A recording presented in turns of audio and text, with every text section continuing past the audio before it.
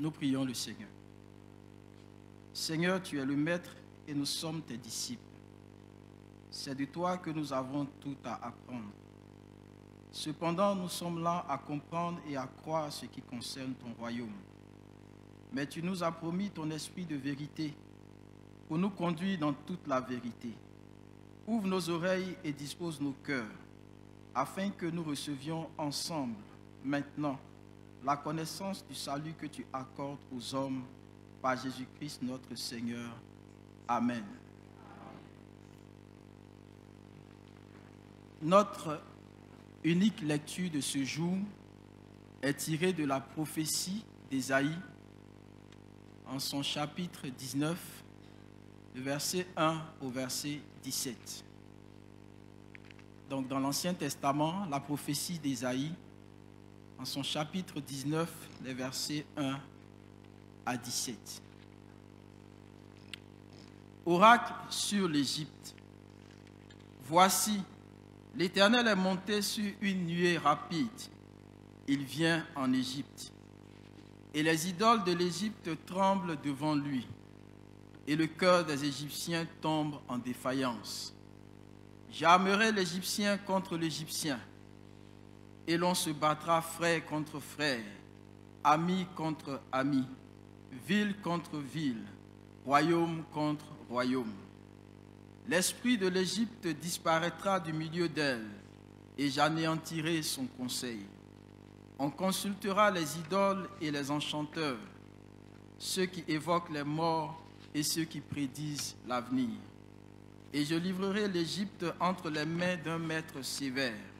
Un roi cruel dominera sur eux, dit le Seigneur, l'Éternel des armées. Les eaux de la mer tariront, le fleuve deviendra sec et aride. Les rivières seront infectes, les canaux de l'Égypte seront bas et desséchés. Les joncs et les roseaux se flétriront. Ce ne sera que nudité le long du fleuve, à l'embouchure du fleuve. Tout ce qui aura été semé près du fleuve se desséchera, se réduira en poussière et périra. Les pêcheurs gémiront. Tous ceux qui jettent l'hameçon dans le fleuve se lamenteront, et ceux qui étendent les filets sur les eaux seront désolés. Ceux qui travaillent le lin peigné et qui tissent des étoffes blanches seront confus.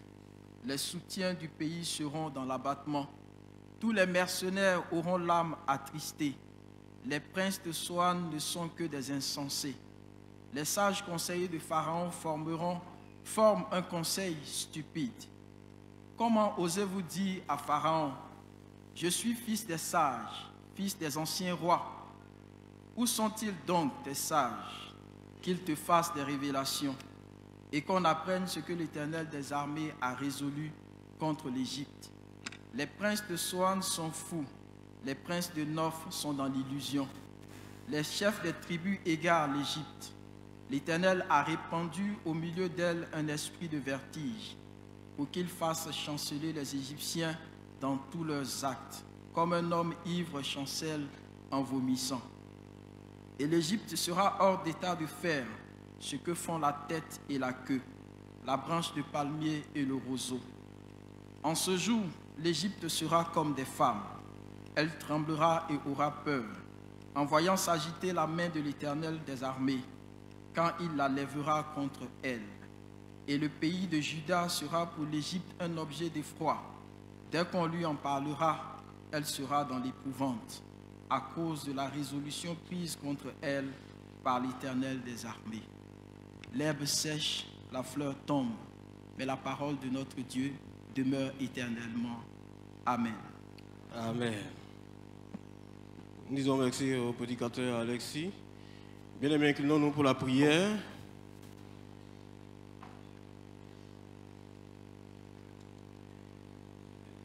Seigneur, ces paroles sont pour nous comme un jugement. Et c'est le cas contre l'Égypte. Seigneur, aide-nous à comprendre tous tes desseins et particulièrement ce thème en rapport donc avec le thème général qui va gouverner nos activités de cette année. Nous prions que ton esprit de révélation, de clarté, d'instruction et de vérité nous conduise et nous transforme. Au nom du Seigneur Jésus-Christ. Amen. Amen. Chers parents, chers frères et sœurs, recevez nos salutations dans le précieux nom de notre Seigneur Jésus-Christ. Amen. Ça n'arrive pas tous les jours. Vous nous voyez un peu en bas ici. Et c'est à dessein. Ça nous permet d'être beaucoup plus proches de vous que d'être au perchoir. Nous sommes là ce matin, comme l'a indiqué le dépliant, à un culte, excusez-moi, un culte enseignement. Le culte enseignement, c'est différent. Donc, d'une prédication, c'est différent d'un exposé.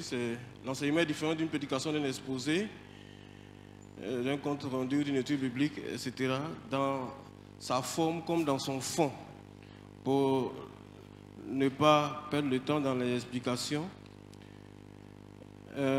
Aujourd'hui, le thème donc de l'enseignement que nous allons avoir, c'est l'Égypte. Pourquoi l'Égypte? Pour ceux qui n'ont pas pu nous suivre le dimanche passé, nous avons dit que cette année, le thème qui va nous conduire, donc c'est celui-ci, de l'Égypte à Canaan. De l'Égypte à Canaan. Et il y aura donc des sous-thèmes qui vont séquencer donc le développement de ce thème principal. Et l'un des sous-thèmes, nous allons commencer donc par le sous-thème l'Égypte. Avant de parler donc de ce sous-thème, nous voulons parler de l'autonomie. Parce qu'aujourd'hui, on ne fait peut-être pas attention, on ne l'a pas remarqué, peut-être, mais c'est la journée de l'autonomie. Voilà, c'est la journée de l'autonomie. Et l'Église méthodiste a 34 ans d'autonomie. L'autonomie a été acquise le 9 février 1985, si j'ai bonne souvenance. L'autonomie, c'est l'état de ce qui est autonome, qui n'obéit pas à la loi ni à la règle d'autrui. Donc, c'est la capacité à gérer seul sa vie quotidienne sans l'intervention ou l'implication directe ou massive de quelqu'un d'autre. Donc, l'autonomie est une indépendance relative. Pourquoi est-ce que l'Église a demandé et obtenu son autonomie? Ça va de soi que c'est le pendant de la liberté. Quand on veut être libre, ça commence d'abord par le fait d'être autonome. Parce qu'avant 1985, l'Église dépendait entièrement de l'Église mère anglaise. Donc c'est eux qui faisaient tout et quelquefois, sinon souvent de fois, qui décidaient à notre place, étant là-bas chez eux.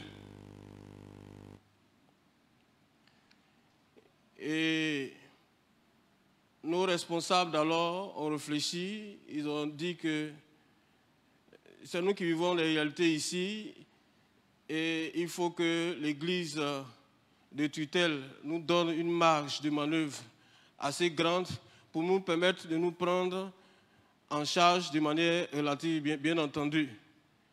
Et ce qui a pour conséquence donc la gestion des hommes, la gestion administrative, la gestion financière, la gestion spirituelle de l'Église méthodiste, l'Église protestante méthodiste de la Côte d'Ivoire. Et donc, la doléance a été acceptée et l'Église anglaise nous a octroyé notre autonomie qui a été célébrée avec faste, voilà, par nos parents. Il y a quelques-uns ici qui peuvent en témoigner, ils sont encore vivants. Pour dire que l'autonomie est une très bonne chose, à condition de bien s'en servir. On se souvient bien avec la parabole de l'enfant prodigue, qu'il a pris son autonomie, mais on sait ce qu'il en a fait avec. Donc, nous bénissons le nom de l'Éternel pour l'autonomie qu'il nous a accordée. Nous disons merci donc à la tutelle anglaise. Nous remercions également nos aînés dans la foi qui ont fait comprendre l'importance de l'autonomie, qui ont expliqué, soutenu et obtenu donc cette autonomie. Que Dieu les bénisse. Ceux qui nous ont dévancés, nous croyons qu'ils ont une très bonne place auprès du Seigneur. Parce qu'effectivement, le Seigneur nous a tous créés libres et autonomes. Bien-aimés, ce matin, le thème, c'est l'Égypte. Et comme je le disais, le thème qui va gouverner donc nos activités spirituelles, c'est de l'Égypte à Canaan. C'est un thème assez évocateur, parce que c'est d'abord l'histoire de l'exode du peuple d'Israël vers la terre promise. Quand on dit Égypte à Canaan, c'est cela que cela évoque, c'est cela que ce thème évoque de premier abord. Et donc, on se souvient bien que le peuple de Dieu en Égypte souffrait, il a crié à l'Éternel et l'Éternel est venu le délivrer, il a conduit donc à Canaan. Mais il y a eu beaucoup de péripéties, il y a eu beaucoup d'événements qui se sont passés dans ce processus. Nous allons donc nous servir de tous ces événements pour nous édifier, pour nous enseigner. Parce que l'apôtre Paul a dit aux chrétiens de Corinthe, ceci a été écrit afin de nous servir d'exemple.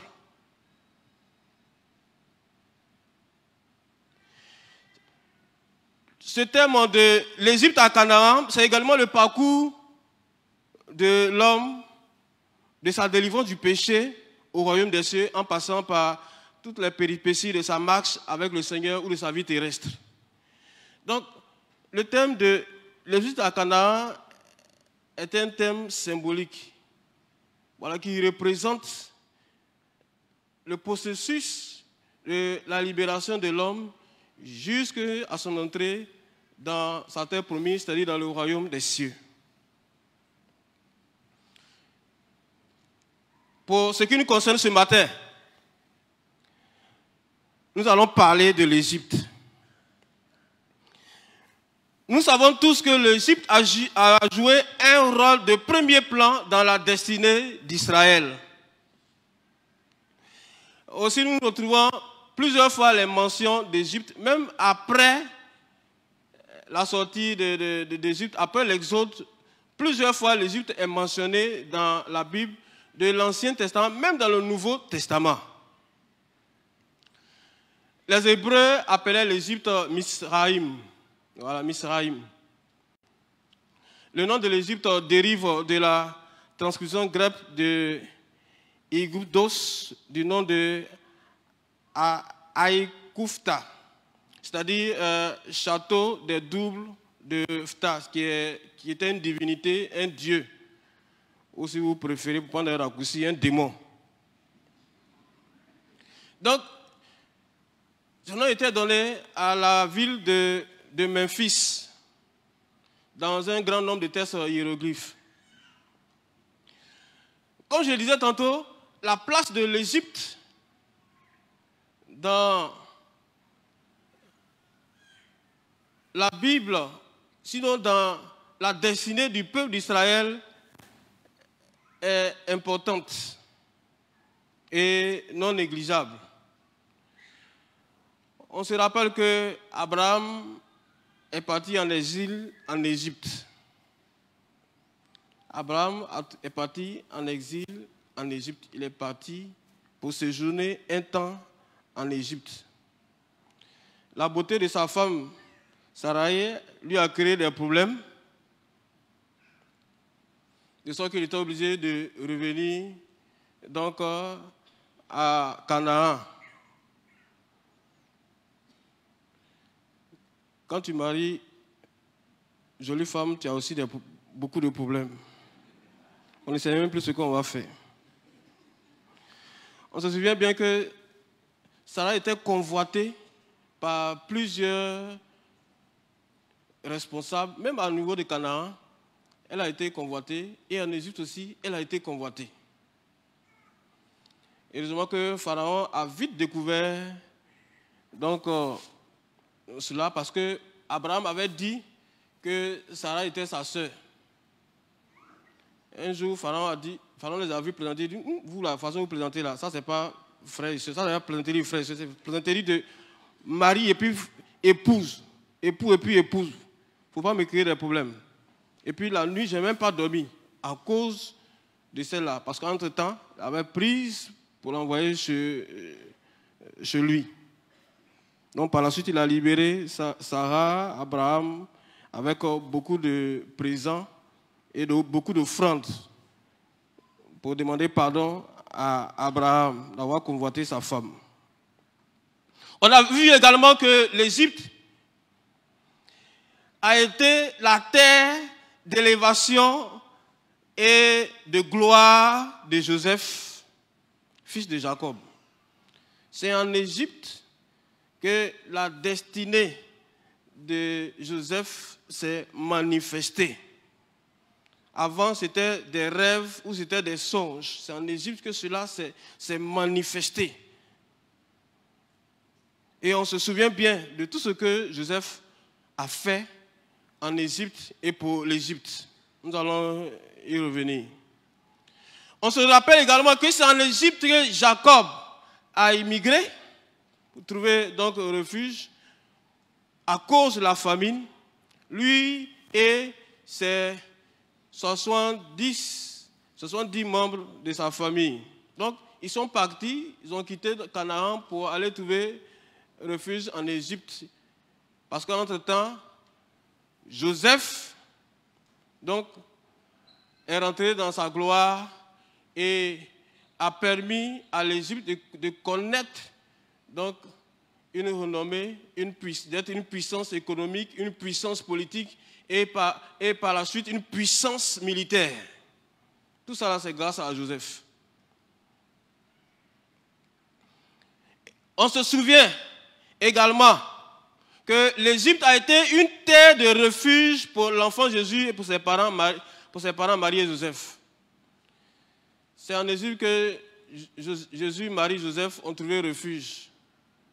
Quand le roi, donc Hérode cherchait à les tuer.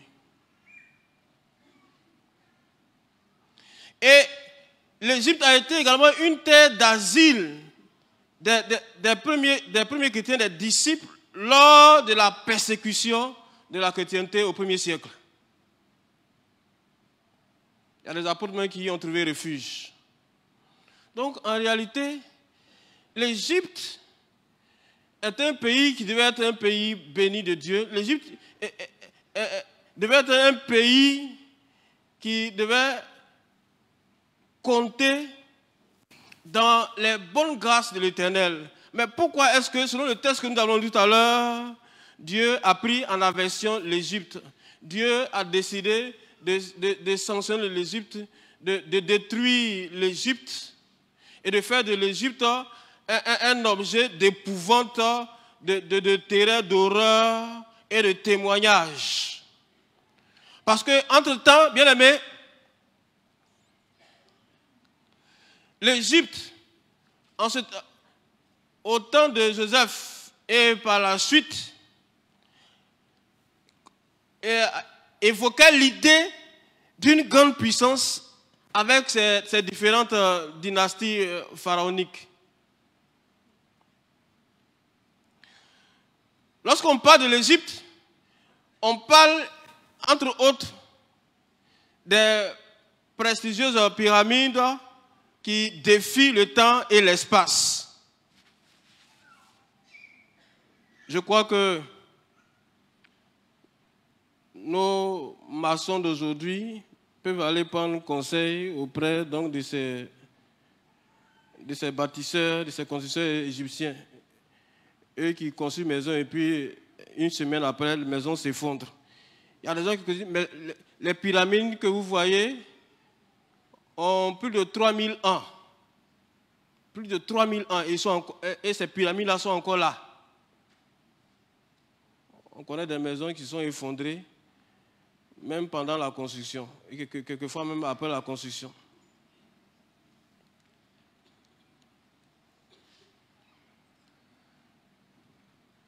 Il y a deux chercheurs hébreux qui ont fait des recherches à moitié intéressantes, à moitié non intéressantes. Je vais vous expliquer. Ces deux chercheurs hébreux s'appellent Messod et puis Roger Sabat. Voilà. Selon leurs recherches, les secrets de la Bible révélée, ils ont conclu que Aaron, c'est le pharaon Horemheb. Et puis Moïse, ils disent dans leur conclusion, vous pouvez trouver cette œuvre-là en librairie. Ils disent, dans leur conclusion, ils disent que Moïse, il est en réalité le général égyptien Mosée. Ou, si vous préférez, en Égypte antique, Ra-Messou. Vous voyez, mon nom m'est sorti dans cette affaire-là. Ra-Messou, qui deviendra par la suite Ramsès Ier. C'est pour cela que je dis que leur recherche est à moitié intéressante et puis à moitié non intéressante. Ce qui est intéressant, c'est que mon nom est sorti dedans.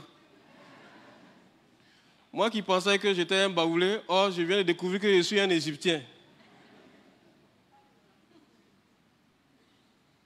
Donc s'il n'était pas pasteur, j'allais être architecte.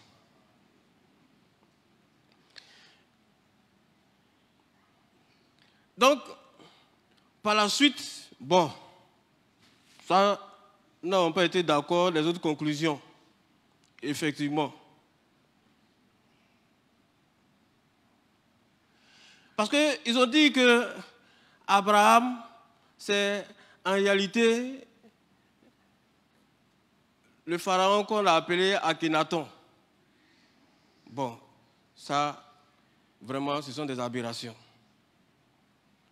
Parce que, entre leurs recherches et puis la Bible, je préfère m'en tenir à la Bible. Parce que moi, je crois que la Bible est vraie. Et absolument vraie. Donc, tout ce qui contredit la Bible est forcément faux. Bien-aimés, l'Égypte devait être, en principe, comme je le disais tantôt, une source de bénédiction pour le monde entier. Mais l'Égypte va devenir une source d'aversion pour le monde entier, comme nous avons lu dans le texte de base. Parce qu'entre-temps, il y a eu un changement de paradigme. Paradigme social et paradigme spirituel. Au temps de Moïse, comme nous l'avons lu. Nous voulons rappeler tout simplement les exploits de Joseph. Nous savons que lorsque Joseph a été vendu en Égypte et qu'il a transité par Potiphar, ensuite par la prison, etc., avant d'atterrir dans la cour royale chez Pharaon, nous avons vu que Dieu a utilisé Joseph pour élever l'Égypte. L'Égypte qui était méconnue, l'Égypte qui était un territoire quelconque, est devenue en l'espace d'une génération une super puissance. Comme je le disais tantôt, le monde entier venait commercer avec l'Égypte. L'Égypte était devenue donc une puissance agricole, ensuite une puissance économique et une puissance militaire pour finalement devenir une puissance politique.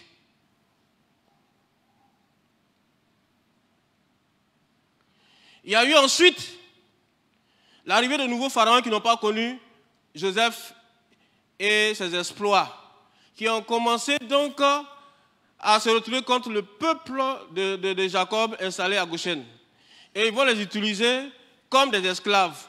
On se rappelle, donc on se réfère au livre de Genèse. Ils vont utiliser le peuple de Jacob, le peuple d'Israël, comme esclaves pour bâtir effectivement des pyramides que vous voyez, enfin en partie, parce que ce n'est pas seulement les Hébreux qui ont bâti les pyramides, parce qu'il y a les pyramides de la Haute-Égypte et puis il y a les pyramides de la Basse-Égypte. Pendant 400 ans, bien aimé, pendant 400 ans,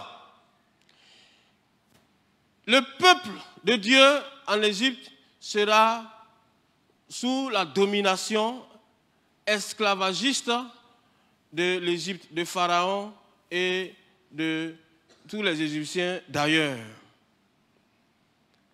Et Dieu donc va entendre le cri de détresse, l'appel au secours de son peuple et va répondre en envoyant Moïse pour délivrer son peuple de la servitude. Nous connaissons la suite. L'Égypte est un symbole en réalité. Le symbolisme égyptien, c'est sur plusieurs angles. Sous l'angle social, sous l'angle spirituel, sous l'angle moral. L'Égypte, en réalité, symbolise le monde, ou symbolise ce monde. Il est comme dirait Paul, la schema cosmotutu, c'est-à-dire le visage de ce monde. L'Égypte symbolise ou porte le visage de l'ingratitude. L'Égypte symbolise ou porte le visage de l'esclavagisme. L'Égypte symbolise ou porte le visage de la défiance de Dieu et de tout ce qui est athée, de tout ce qui est occultisme et satanisme. Au niveau de l'ingratitude,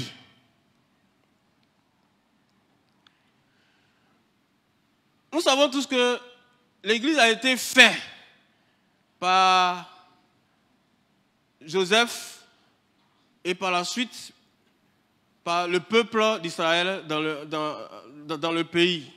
Parce que c'est grâce donc à Joseph que l'Égypte a pu véritablement étendre sa domination dans le monde entier. Quand les nouveaux pharaons sont venus, ils ont commencé à servir le peuple d'Israël. Ça, c'est l'ingratitude. C'est l'état spirituel de l'homme moderne, bien-aimé. C'est l'état spirituel du cœur de l'homme. L'homme a toujours manifesté l'ingratitude au Dieu qui lui fait du bien chaque jour.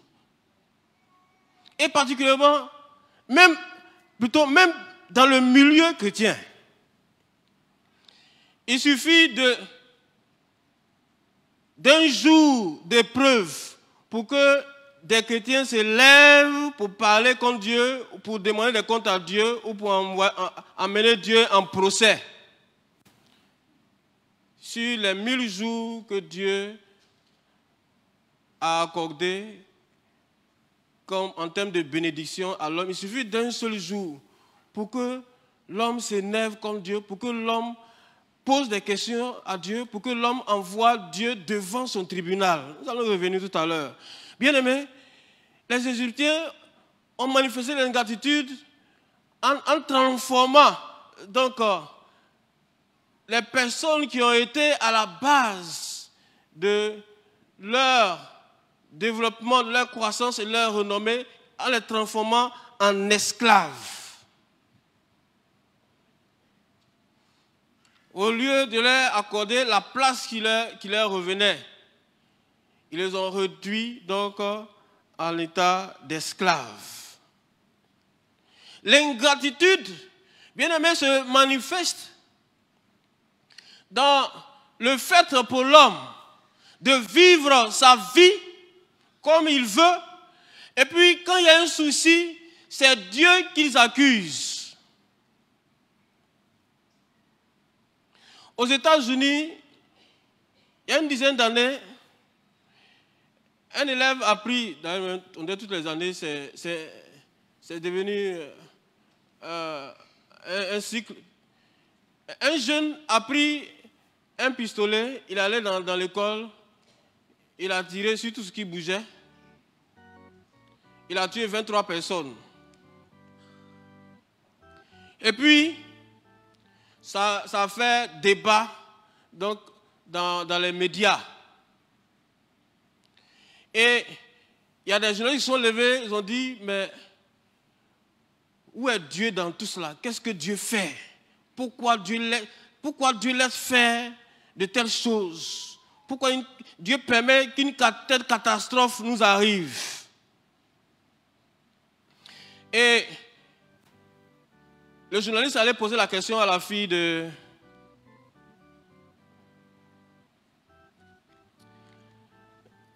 homme de Dieu renommé, qui est décédé récemment, il y a 2 ans de cela, 2 ou 3 ans de cela, Billy Graham. La réponse qu'elle a donnée aux journalistes, elle dit aux journalistes, Dieu est là où vous l'avez mis. Puisque vous l'avez écarté de votre vie, il est là-bas dans son coin. Vous le cherchez pourquoi? Puisque vous l'avez écarté de votre existence. Il est là-bas, tranquillement. Bien-aimé, l'esclavagisme est une notion sensible à l'époque. Elle est toujours... Parce qu'il y a l'esclavagisme moderne. Même si dans certaines contrées du monde, les gens pratiquent encore l'esclavage. On voit dans les médias et sur les réseaux sociaux, etc. etc. Parce qu'il y a des peuples, il y a des nations qui prennent d'autres peuples, d'autres races comme des sous-hommes. Ça, c'est la base, le fondement de l'esclavagisme. C'est ça. Le racisme est le socle de l'esclavagisme. C'est à cause du racisme qu'il y a des gens qui vont prendre d'autres personnes pour travailler pour eux cadeaux. C'est à cause du racisme que d'autres peuples réduisent certains peuples à l'état de bêtes de somme, c'est-à-dire d'animaux qui travaillent pour eux. L'histoire, même l'histoire récente, en témoigne. Même, comme je le disais tantôt, présentement. Bien aimés, faisons très attention. Ne pratiquons l'esclavage sous aucune forme. C'est très important. Parce que quand tu emploies quelqu'un et que tu ne le payes pas, ça c'est l'esclavagisme. Ou bien quand tu emploies quelqu'un et que tu le rémunères en deçà de son travail, ça c'est une forme d'esclavage. Quand tu prends fille des gens et puis tu la maltraites chez toi à la maison,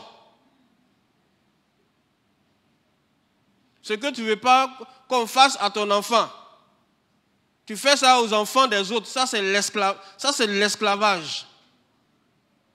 Dieu n'aime pas ça. C'est pas Dieu n'aime pas l'esclavage qu'il a fait sortir son peuple de l'Égypte. Faisons très attention, bien-aimés, dans notre manière de nous comporter vis-à-vis de l'autre. Comment vous pouvez employer des gens sans les payer pendant des mois? Et puis toi, on te prive d'un mois de salaire, tu fais grève, tu casses tout dans le pays. On a vu des corporations faire ça. Même pas un mois de salaire, retard. Ils ont déclenché guerre dans le pays. Donc, ce que tu ne veux pas qu'on te fasse, il ne faut pas faire ça à ton camarade. Ça, c'est important.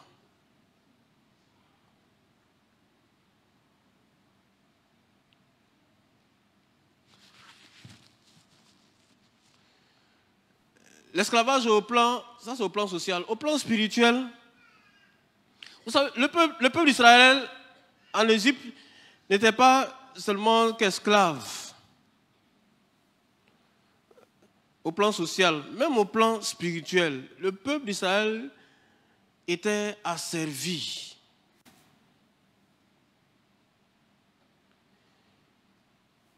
Le peuple d'Israël s'est corrompu au contact donc des dieux égyptiens.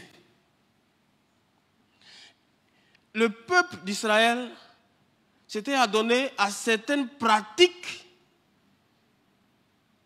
occultes et sataniques des Égyptiens.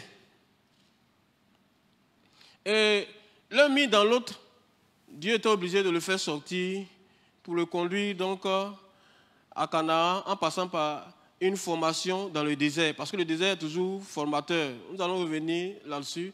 Cela fera l'objet d'un autre enseignement, le désert. L'état de péché spirituel du peuple d'Israël a mené Dieu à le faire sortir de là, afin qu'il le connaisse. Parce que pendant près de 400 ans, les enfants de Jacob avaient oublié Dieu. Ils étaient à l'aise parce qu'ils mangeaient bien, etc., etc. Ils avaient oublié que Dieu avait promis à leur ancêtre, à leur père Abraham, de donner comme héritage Canaan. Donc, ils se sont complus dans le territoire d'Égypte. Ils se sont assis là, ils ont poussé racines là, parce qu'ils avaient de la viande, des concombres, etc. à manger. Et quelque part, leur vie d'esclave leur plaisait. C'est-à-dire qu'ils trouvaient du plaisir dans cette situation. Jusqu'à ce que, véritablement, les gens les prennent pour les corvées dans la construction du temple là, et qu'ils augmentent leur charge. En ce moment-là, c'était insupportable. Et c'est là qu'ils se sont souvenus du Dieu d'Abraham, d'Isaac et de Jacob. Lorsqu'on lit bien les textes dans le livre de Genèse, lorsqu'il parle de l'Éternel, il dit le Dieu d'Abraham, d'Isaac et de Jacob. C'est-à-dire qu'ils ne connaissaient plus Dieu. Donc, ils invoquaient le Dieu de leurs ancêtres pour qu'il vienne à leur secours. C'est pour cela que Moïse a eu du mal à les convaincre. Dans les premières approches, Moïse a eu des difficultés à les convaincre. Quand Moïse est allé vers eux, il dit, bon, le Dieu d'Abraham, d'Isaac et de Jacob, vos pères m'envoient avec vous. Dieu d'Abraham, d'Isaac et de Jacob, c'est qui ça?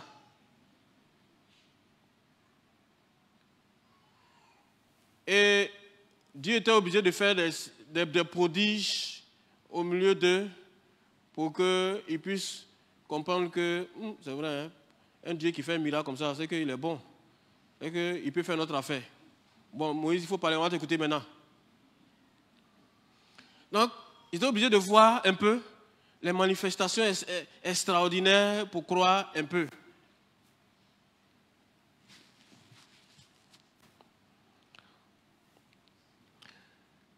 Bien-aimés,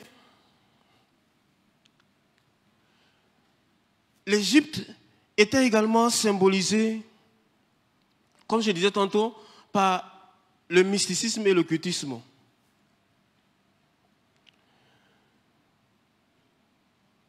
On se rappelle très bien que lorsque Moïse est allé devant Pharaon et que Moïse a transmis la commission à Pharaon de la part de Dieu, Pharaon a dit: qui est l'Éternel pour que je vous laisse partir? L'Éternel, il est qui? Quand tu ne connais pas quelqu'un, tu fais pitié. Tu ne sais pas où se trouve ta mort. Pharaon dit à Moïse: l'Éternel est qui? Moïse a dit: bon, d'accord. Non seulement tu vas le connaître, mais tu vas le voir.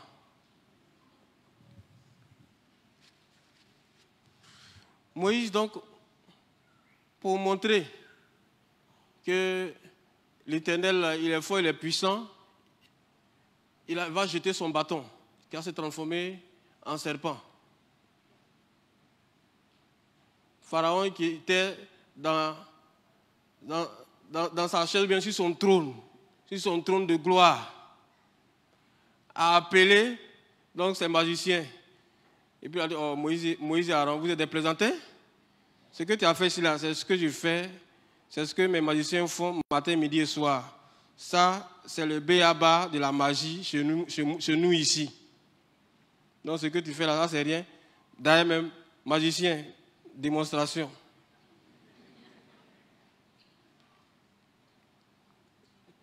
Les magiciens sont allés casser les brebis, ils ont jeté, ça a transformé en serpent. Alors on dit à Moïse: tu as vu, je t'ai dit.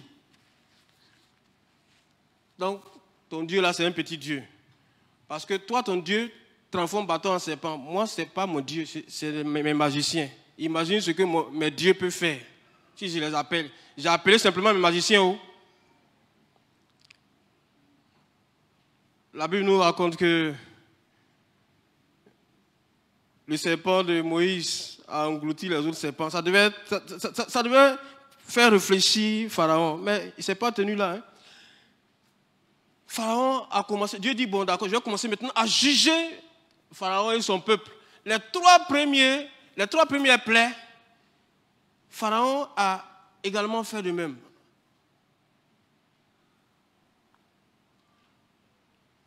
Jusqu'à la quatrième plaie où les magiciens de Pharaon ont reconnu que ça, Pharaon, il y a puissance et puis il y a puissance, pour nous, on n'est pas encore arrivé là-bas. On est en train de faire les recherches. Donc il y a quelqu'un qui nous a dévancé déjà là-bas. Donc c'est par là que Pharaon va commencer à lâcher un peu de l'Est, mais il ne va pas céder. Et on se rappelle bien que c'est à la 10e plaie, à la mort de tous les premiers-nés égyptiens, que Pharaon va chasser donc Moïse et le peuple d'Israël hors d'Égypte. Bien-aimés, les défiances, l'Égypte symbolisait donc la défiance de Dieu. Les défiances de Dieu sont de plusieurs ordres, d'ordre moral, d'ordre intellectuel et également d'ordre spirituel. C'est très important de pouvoir les connaître.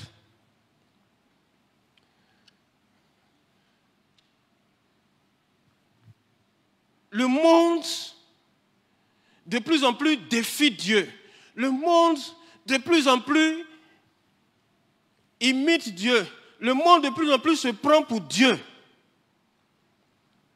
Et finalement, le monde de plus en plus décrète la mort de Dieu. On se souvient bien de la grande théorie de Nietzsche. Pour ceux qui ne connaissent pas Nietzsche, c'est pas grave, c'est même pas la peine même de chercher à le connaître. Nietzsche, oui, je vais vous dire pourquoi. Voici ce que Nietzsche a dit. Nietzsche a dit ceci. Il dit, Dieu est mort, Dieu reste mort. C'est ce qu'il a dit dans son œuvre Gai savoir, si vous voulez la confirmation de ce que je dis. Nietzsche a dit, Dieu est mort et Dieu reste mort. Et comme pour narguer Dieu, voici ce qu'il va dire par la suite. Que sont donc ces églises, sinon des tombes et des mausolées de Dieu? Donc Nietzsche considère les églises comme des tombes. Donc ils nous voient comme des cadavres. Et des mausolées de Dieu, c'est-à-dire on a enterré Dieu avec les disciples de Dieu. Donc les églises là sont des tombeaux de Dieu et de ses fidèles. Dieu est mort.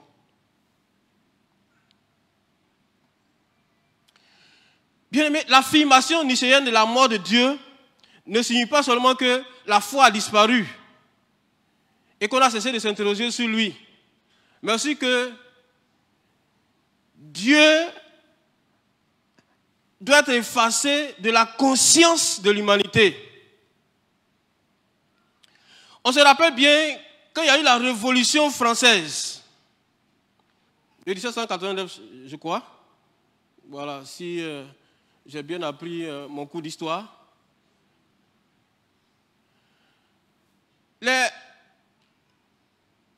Les éclairés, parce qu'ils ont appelé ce siècle le siècle des Lumières. L'une des décisions prises donc par l'élite intellectuelle, c'est de faire disparaître tous les symboles religieux.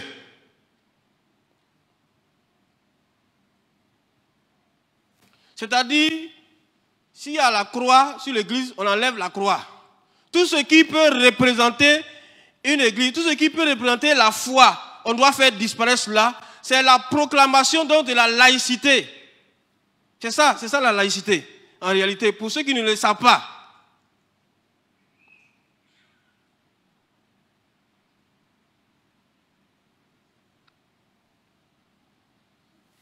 Donc, en luttant contre la royauté, la monarchie et la dynastie, ils ont également profité pour lutter contre Dieu et pour chasser Dieu de leur vie et de leur monde.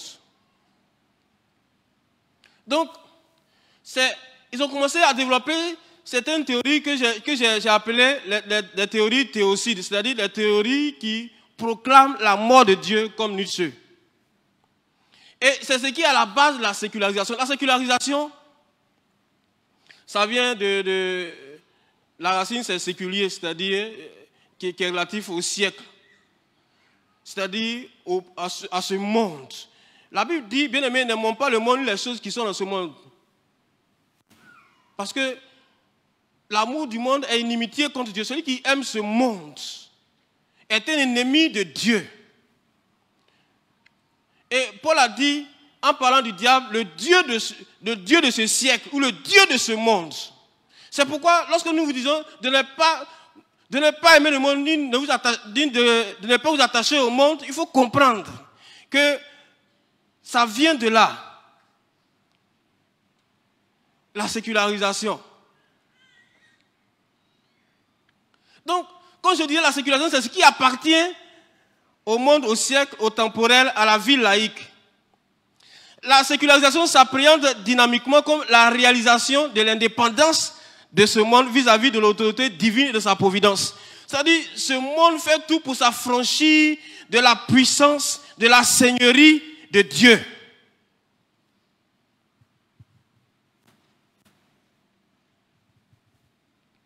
C'est ça le sens de l'émancipation. En réalité, ne vous laissez pas endormir par des expressions comme l'humanisme. Le fondement de l'humanisme, c'est l'intronisation de l'homme comme tout suffisant. Et donc, la disparition ou la mort de Dieu comme être dominant. C'est ça le fondement de l'humanisme. L'homme devient Dieu. l'homme devient Seigneur. L'homme n'a plus besoin de Dieu parce que l'homme est super intelligent. Je vais développer tout à l'heure, vous allez comprendre. La conséquence extrême de cette théorie théocide, c'est-à-dire de la mort de Dieu avec ces années, la sécularisation, c'est l'athéisme.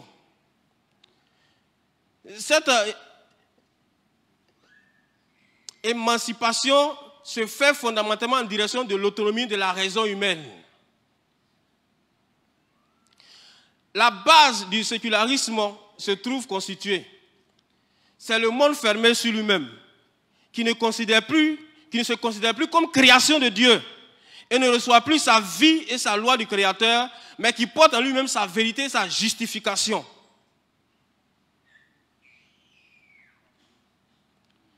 Partout, les socles spirituels sont renversés. David a dit, si les fondements sont renversés, que peut faire le juste? Et actuellement, le monde est en train de tout faire pour renverser les fondements établis par Dieu. Les fondements sociaux, les fondements moraux. Si vous voulez, je vais vous citer un exemple. L'homme peut marier l'homme. L'homme peut marier même chien ou bien un animal. En Scandinavie, on a célébré mariage, je l'ai vu, entre une femme et puis son chien. En Suède. Ça c'est le moindre exemple que je peux vous donner. La science, la politique, la société, l'économie, le droit, l'art et la morale se consolent, s'expliquent par eux-mêmes et suivent leurs propres lois de l'avant. L'homme n'a plus besoin de Dieu pour expliquer le monde et sa propre vie. L'homme donc façonne ses propres théories. Et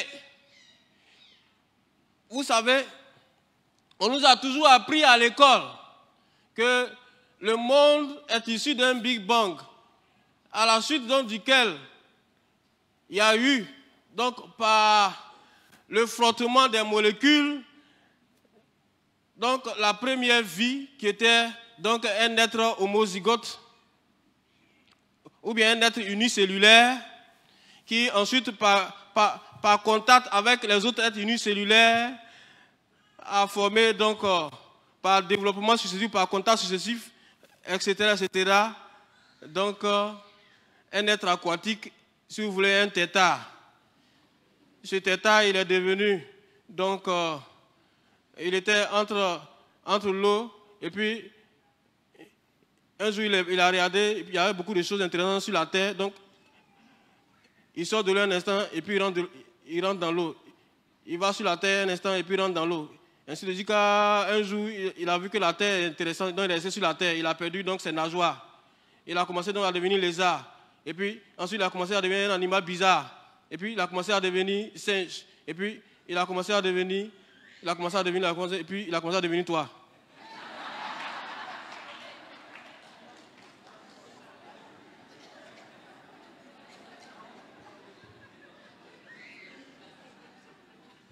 Tu n'as pas appris ça à l'école. Je ne suis pas en train de te raconter des histoires, c'est l'histoire qu'on nous a appris à l'école. Moi, ma Bible me dit que Dieu a créé l'homme à son image. Dieu ne nous a pas... À moins que Dieu ne soit un tétard. La Bible me dit que Dieu m'a créé à son image selon sa ressemblance. Donc, entre les données scientifiques et puis la Bible, il y a un qui ment. Donc, choisissez qui dit vrai, qui dit faux. Il y a beaucoup de choses comme ça dans lesquelles le monde nous a entraînés et qui est forcément une aberration aux yeux de la Bible, aux yeux de la parole de Dieu. Il faut choisir. Bon, à l'époque, on a recopié pour leur donner pour avoir 18 ou bien pour avoir la moyenne pour passer. Mais maintenant, j'attends le premier professeur de SVT pour venir me démontrer qu'effectivement l'homme est issu d'un tétard. Je l'attends. Il n'a qu'à venir. On va faire la démonstration.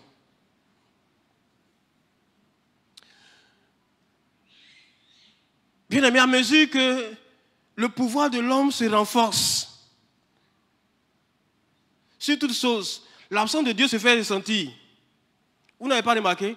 Plus l'homme devient fort, plus l'homme trouve les choses, plus il n'a plus besoin de Dieu.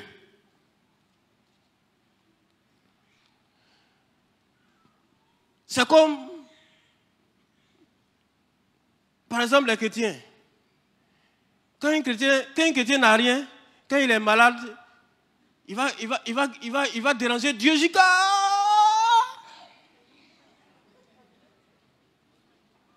Mais quand Dieu le bénit, il a l'argent.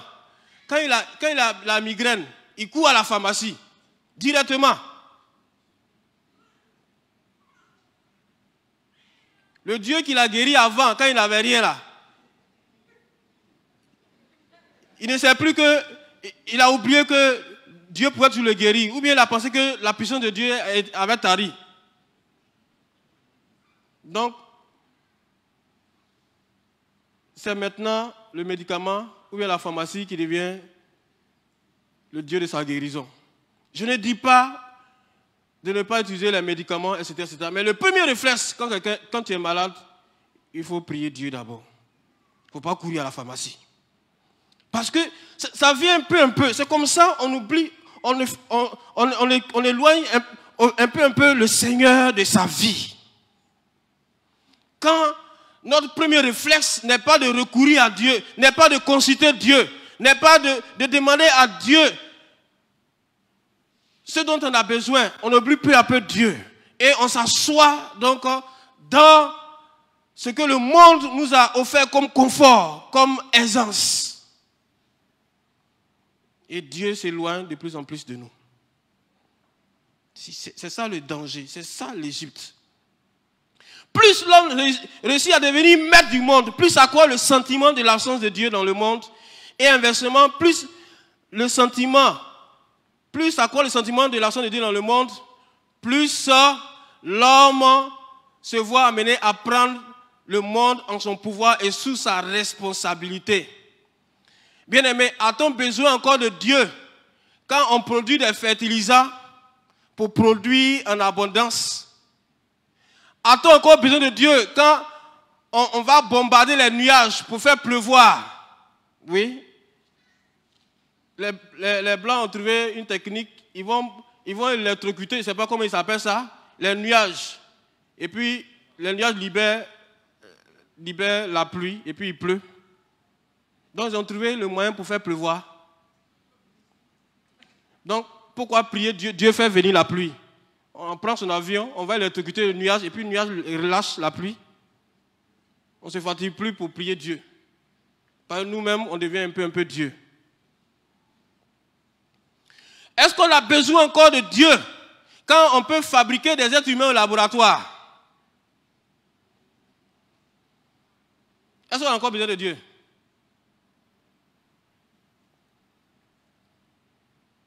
Nous-mêmes, les hommes, on peut créer l'homme. Donc, on n'a plus besoin de Dieu. Nous-mêmes, on est des dieux. Voilà. Donc, d'après les latins, exict Deus. Dieu au dehors. Allez. Colosso.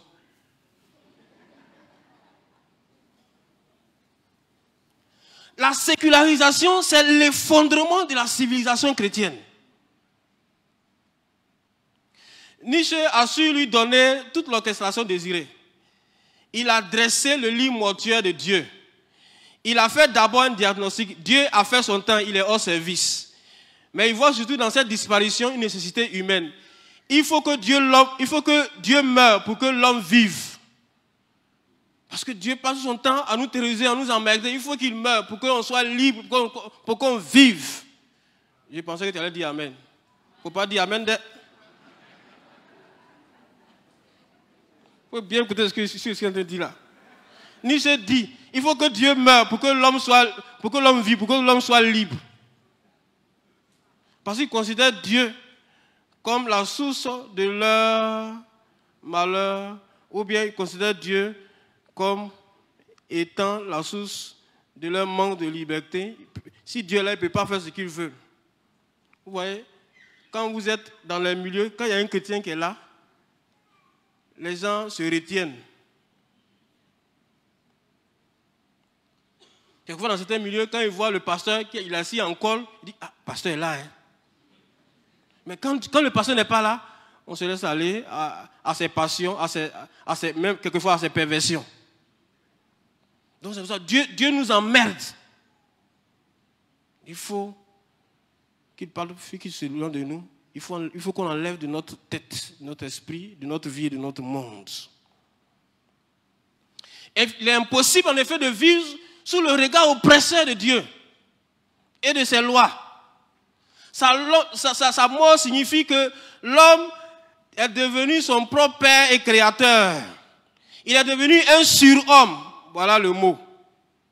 C'est-à-dire un Dieu. L'homme est devenu un surhomme. Il est devenu un Dieu. Le jeu devient donc idole. Nous avons affaire donc à l'homolâtrie. L'homme a fondamentalement le désir d'être Dieu. C'est pourquoi dans le jardin d'Éden, le serpent a pu l'attraper. Parce que le serpent a dit à Ève, quand vous allez manger, vous allez souffrir, vous serez comme des dieux. Quand ils ont entendu ça, ils ont dit, ah, on va devenir comme Dieu. Ah, on va manger.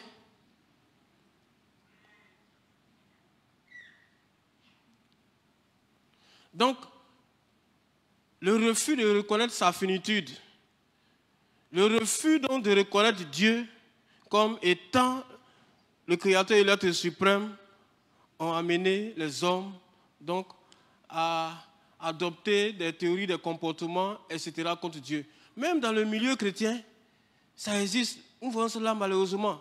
Je vais vous surprendre. Il y a des chrétiens qui ont développé certaines théologies, la théologie de la protestation.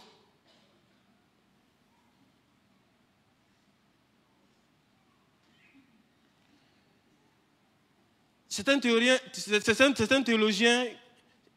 chrétiens comme Vanian ou comme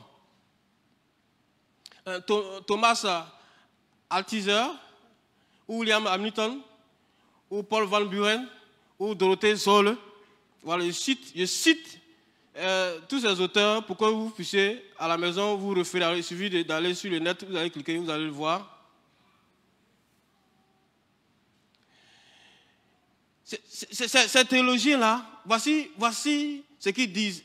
Un jour, Hamilton a eu le courage de dire ou bien d'écrire ceci. Nous avons choisi de vivre parmi les dangers de l'impuissance et de la faiblesse de Dieu plutôt que parmi ceux de son pouvoir. C'est-à-dire, ils ont choisi de minimiser Dieu plutôt que de se mettre sous l'autorité de Dieu, plutôt que de se mettre sous la domination de Dieu, sous la puissance de Dieu. La théologie de la mort de Dieu reste donc une théologie encore en vogue dans nos milieux. Elle caractérise donc l'Égypte du monde moderne.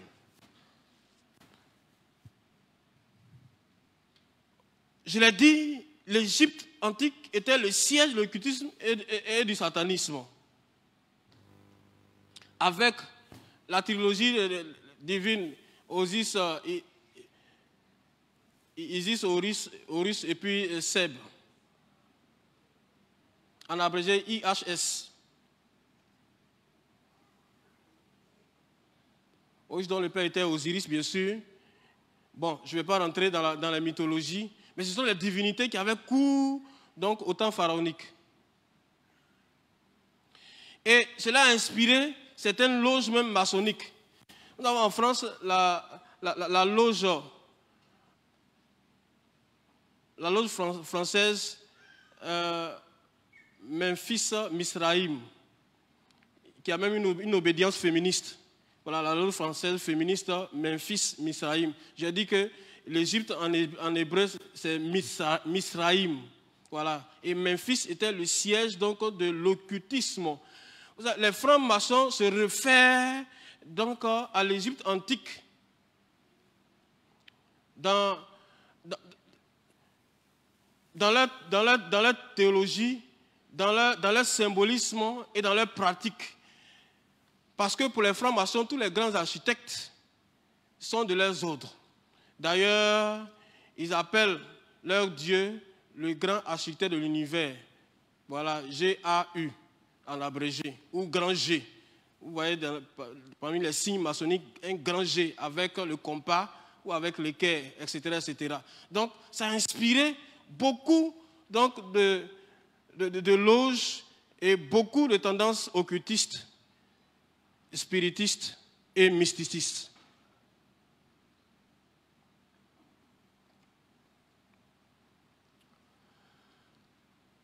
Bien-aimés, et cette défiance-là accourt maintenant. Parce que Satan est en train de tout faire pour nous éloigner de Dieu et nous rapprocher donc de l'enfer. La défiance spirituelle court dans le monde. Les gens font tout pour remplacer les lois de Dieu par les lois des hommes et quelquefois par les lois démoniaques et sataniques. Les miracles qu'ont fait les magiciens de Pharaon, ces miracles ont cours de nos jours. C'est pourquoi nous vous disons de ne pas vous fier aux miracles. Les miracles ne sont pas le signe de la présence de Dieu ni de la puissance de Dieu. Satan lui-même, il fait un miracle. Si Dieu même ne faisait pas les efforts, Satan allait dépasser un miracle. Tellement Satan multiplie les miracles pour tromper les gens. Il faut que nous fassions très attention. La Bible dit dans le livre d'Apocalypse, vers la fin des temps, nous sommes dans cette ère, vers la fin des temps, la bête et le faux prophète vont faire des prodiges, des miracles. Ils vont faire même descendre le feu du ciel. Vous vous référez à Apocalypse 13, à partir du verset 11 jusqu'au verset 18. Satan et le faux prophète, c'est-à-dire le faux Christ ou l'antichrist, et la bête, c'est-à-dire le président mondial, vont faire leur show bientôt. Bientôt, il y aura l'apparition donc de la bête et ensuite du faux prophète et enfin donc du dragon qui est Satan. Et la Bible dit qu'ils vont séduire. L'envie nous prend de lire tout le texte, mais lisez à la maison, Apocalypse chapitre 3, verset 11 à 18. Ils vont multiplier les signes, les prodiges, ils vont même séduire les élus par les signes, les prodiges, les miracles. Et puis les gens vont l'acclamer, vont la dire, mais qui est semblable à la bête? Et au faux prophète, celui qui a donné le pouvoir. Parce qu'il était moribond. Et puis, le faux prophète va le ressusciter. Il va lui donner un pouvoir extraordinaire sur la terre. Ce que les magiciens égyptiens ont fait, cela se fait, cela se fera. Plus encore, dans un temps proche. On a vu des gens, moi j'ai vu des gens qui ont marché sur l'eau, dans une piscine. Tu as vu des gens? Non, c'est plus Jésus qui marche sur l'eau. On va dire que Jésus a marché sur l'eau, puis quoi? Nous-mêmes, on marche sur l'eau ici. Si Dieu m'a fait sortir poussière sur l'eau. Donc ne vous fiez pas aux miracles, bien-aimés. Sinon, Satan va vous servir sur des plateaux d'or. Fiez-vous à la parole de Dieu. Fiez-vous à la parole de Dieu. C'est la parole physique, ce n'est pas la parole numérique, parce que là encore, même Satan est en train de faire un travail au niveau de la Bible numérique. Bien-aimé, la Bible dit qu'on ne trouve chez toi personne qui exerce le métier d'augure, d'astrologue, de magicien, etc. C'est l'avertissement que Dieu a laissé à son peuple dans le désert, en Deutéronome. Les magiciens, les augures, les astrologues, etc., etc. Ceux qui prédisent l'avenir, ceux qui pratiquent la nécromancie, la chiromancie, la cartomancie.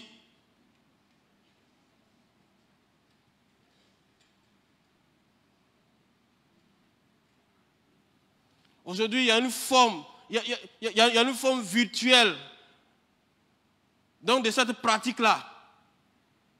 Tu envoies ton nom, sur le Face, tu envoies ton nom et ta date de naissance, et puis on te donne ton caractère. On te donne tes attributs, tes qualités. Ça, c'est l'horoscope virtuel. On dit tu es lion, tu as un caractère fort, etc., etc. On commence à te décrire, voici tes qualités, voici tes qualités. Mais ça n'a rien de différent avec ceux qui vont consulter les astrologues. Et il y a des chrétiens qui s'adonnent à ça. Faisons très attention, bien-aimés. Satan envahit le net. Et si vous ne le savez pas, je vais vous le dire. Aujourd'hui, il y a des techniques pour faire déplacer les objets par la pensée. Voilà. C'est-à-dire, je suis là, je dis, et puis je suis là dans la pensée, je dis, caméraman, soulève-toi. Le caméraman va s'envoler tout de suite.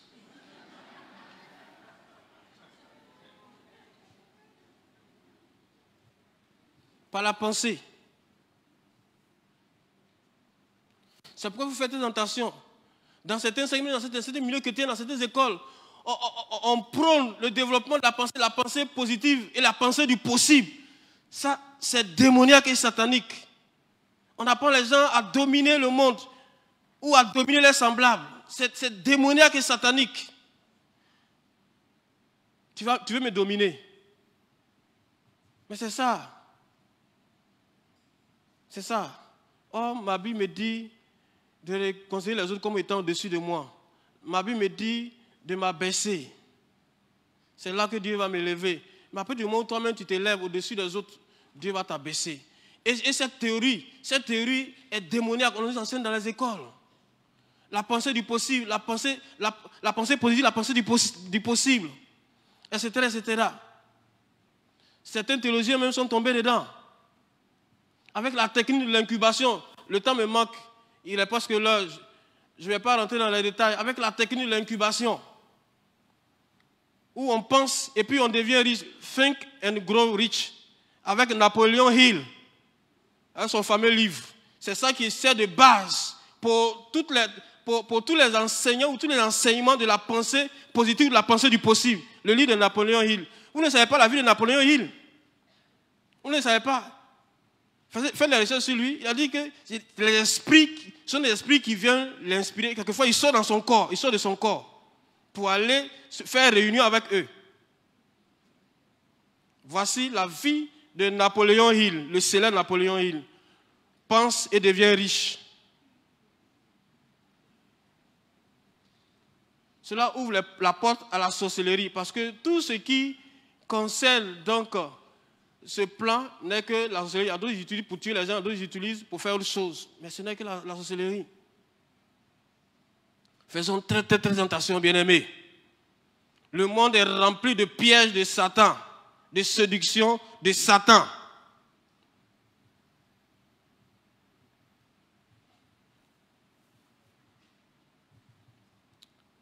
Pour conclure,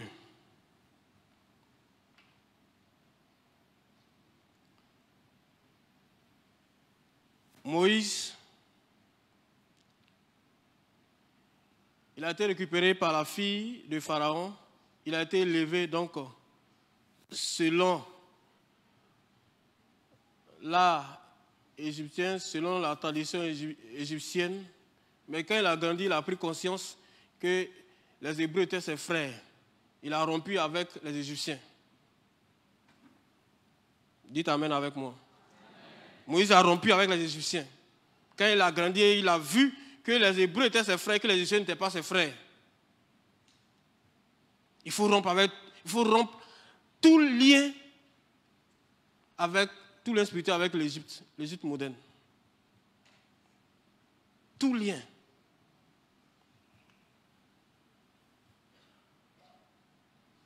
Il faut reconnaître d'abord son statut d'enfant de Dieu. Et il faut le confesser, il faut le pratiquer.